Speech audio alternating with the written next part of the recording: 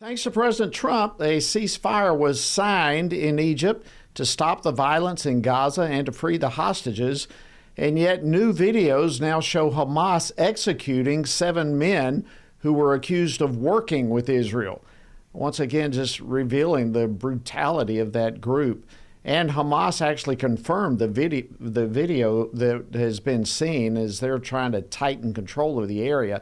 And of course, all of this is taking place while the deceased hostages, the remains, are still a key challenge in all of this. Well, joining me now is Washington Stand reporter Casey Harper.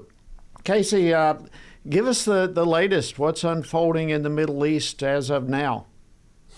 Yeah, Jody. Well, families of the Israeli hostages celebrated their release yesterday, but the families of those hostages confirmed dead are now demanding the return of their loved ones.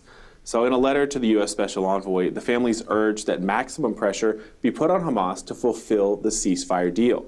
So far, and this is breaking news, Hamas has returned only 8 of the bodies, with at least 20 more still missing in Gaza. Now, the International Committee of the Red Cross said today that the returning of the bodies of hostages and detainees killed in the Israel-Hamas war will take time. They called it a massive challenge because many of those bodies are buried under rubble. The research for human remains, it's obviously even bigger challenge than having, or I would say, the people alive being released. That's a massive challenge. As you know, there will be human remains being handed over from both sides, the Israeli authorities, but also Hamas. Meanwhile, as you shared earlier, Jody, many were troubled by that video inside the sight of Hamas fighters who have reemerged on the streets, carrying out those public executions, carrying firearms, and just taking retribution on those who collaborated with Israel. Also, almost 2,000 Palestinians were released yesterday, but that raises serious concerns about the long-term stability because many of those released have been identified as murderers or even terrorists. So despite the ceasefire and the hostages released, peace still remains pretty fragile, Jody. Yeah, it really looks like an extremely delicate situation. If I can, Casey, let's turn back to D.C. It's now day 14 of the shutdown. Doesn't appear to be any kind of end in sight. What can you tell us as to what's happening on Capitol Hill right now?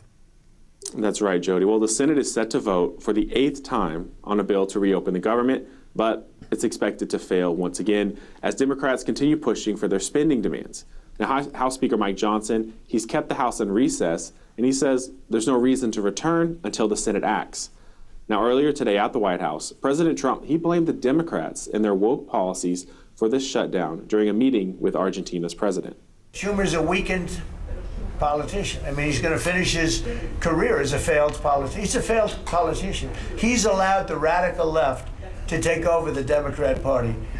So if they write books about that, if they write books about him, they're going to have to say that his career ended by allowing the radical left to take over the party. I mean, I won an election in a landslide because people are not into the radical left, and the Democrat Party is. People didn't want to see men playing in women's sports. They didn't want to see transgender for everybody. They didn't want to see all of the different things that they do that's so crazy. Open borders. The president, as usual, not mincing words there. But meanwhile, President Trump is using the shutdown to protect military and law enforcement pay while cutting waste in federal agencies. So the White House, they're leading this effort, and they're using special authority to restructure the federal workforce and redirect funding to those core national priorities, Jody. Thank you, Casey. We'll, in fact, here in just a moment, be discussing more with this with Congresswoman Claudia Tenney. But what else are you tracking, Casey? Yeah, Jody. Well, today at the White House, even as we speak, President Trump is awarding Charlie Kirk the Presidential Medal of Freedom posthumously on what would have been his 32nd birthday. Now, Kirk, who was tragically killed last month, he left behind a grieving family. His wife, Erica Kirk, who received the award on his behalf. The Turning Point USA COO Tyler Bauer, he called the ceremony a deeply emotional but well-deserved tribute, Jody. Wow. Casey, thank you so much. Appreciate you giving us the highlights as to what's happening.